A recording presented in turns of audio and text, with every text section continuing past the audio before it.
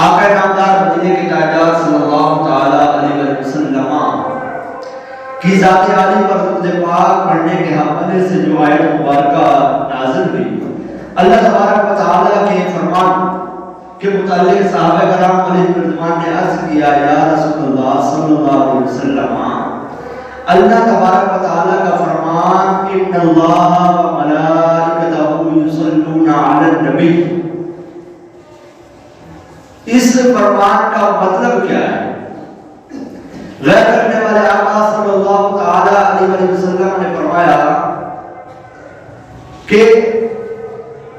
ان ھذا لمن المکتوب، فرمایا یہ ایک پوشیدہ علم ہے، اگر تم نے مجھ سے سوال نہ کیا ہوتا، تم مجھ سے نہ پوچھتے تو میں نہ بتاتا۔ پھر آپ صلی اللہ تعالی علیہ وسلم نے اس آیت مبارکہ کا مطلب بیان کرتے ہوئے فرمایا کہ ان اللہ عز و جل وکل ملکتین، اللہ تبارک و تعالی نے وکل بھی ملکتین، اللہ تعالی نے میرے لیے دو فرشتے مقرر فرمائے ہیں۔ کیا کرتے ہیں وہ؟ فرمایا لا تذکروا عند عبد مسلم فیصلی علیہ، کسی بھی شخص کے پاس میرا ذکر ہوتا ہے تو وہ مجھ پر درود پاک پڑھے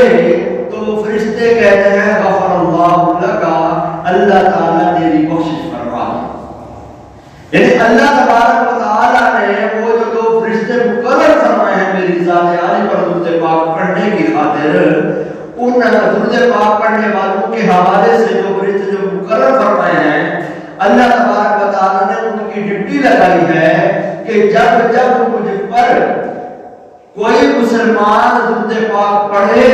تو تم لوگوں نے اس کے لیے بخشش کی دعا کرنی ہے۔ آپ بھی پڑھ لیجیے، صلو علی الحبیب صلی اللہ تعالی علی محمد صلی اللہ تعالی علیہ وسلم۔ اب فرشتے آمین کہتے ہیں جب یہ دعا جب یہ کی جاتی ہے تو اللہ پاک اور فرشتے جو ہے وہ آمین کہتے ہیں۔ فرمایا بحکم حق اترتے ہیں فرشتے خاص رحمت کے، بحکم حق اترتے ہیں فرشتے خاص رحمت کے، کیا کرتے ہیں جب اہل سنت چرچا محمد کا۔ اللہ تبارک و تعالیٰ کی ذات عالی پر درود پاک پڑھنے والوں کو یہ فائدہ ملتا ہے، اللہ تبارک و تعالیٰ کے محبوب علیہ صلی اللہ علیہ وسلم کی ذات عالی پر درود پاک پڑھنے والوں کو یہ فائدہ ملتا ہے کہ اللہ تعالیٰ نے جو دو فرشتے مقرر فرمائے ہیں کہ جب بندہ میرے محبوب پر درود پاک پڑھے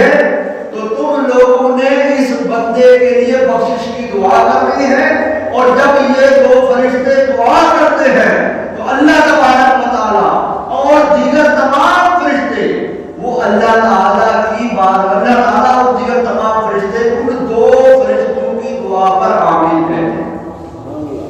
تو یہ ہے شان کہ اللہ تبارک و تعالیٰ کی رحمت کیسے پہنچتی ہے۔ اس فضیلت سے یہ ایسا نرالا عمل ہے کہ اس کے فضائل پڑھ کر دل مچل جاتا ہے۔ غور تو کیجیے کہ جب کسی کے سامنے میرے اور آپ کے آقا صلی اللہ تعالیٰ علیہ وسلم کا ذکر پاک ہو اور وہ پیار سے محبت سے سید اعظم صلی اللہ تعالیٰ علیہ وسلم کی بارگاہ میں درود پاک پڑھے،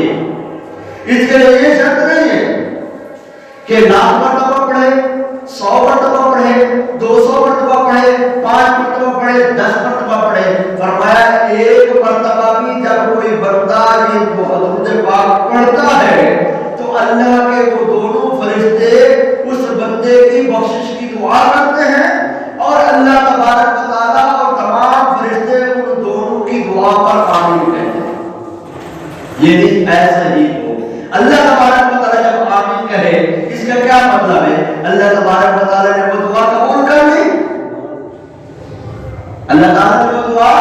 قبول کر لی، اور ایمان والے کو اس کے درود پاک پڑھنے کی برکت یہ ملی کہ ادھر سے اس نے درود پڑھا،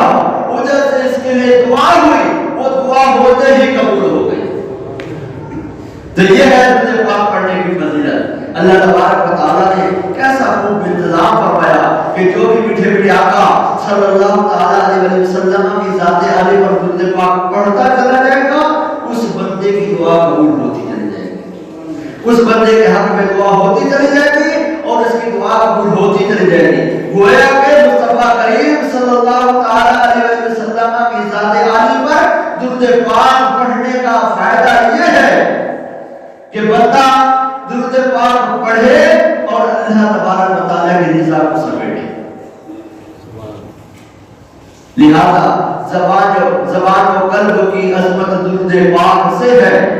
ہر ایک غم کی حفاظت، ہر ایک غم سے حفاظت درود پاک میں ہے۔ ازل کے دن سے میرے مصطفیٰ کے چرچے ہیں، تمام دہر میں رحمت درود پاک سے ہے۔ بروز حشر وہ ہوگا نبی کی قربت میں جہاں میں جس کو بھی الفت درود پاک سے ہے، جہاں پہ جس کو بھی درود پاک سے الفت ہو، اس کے لیے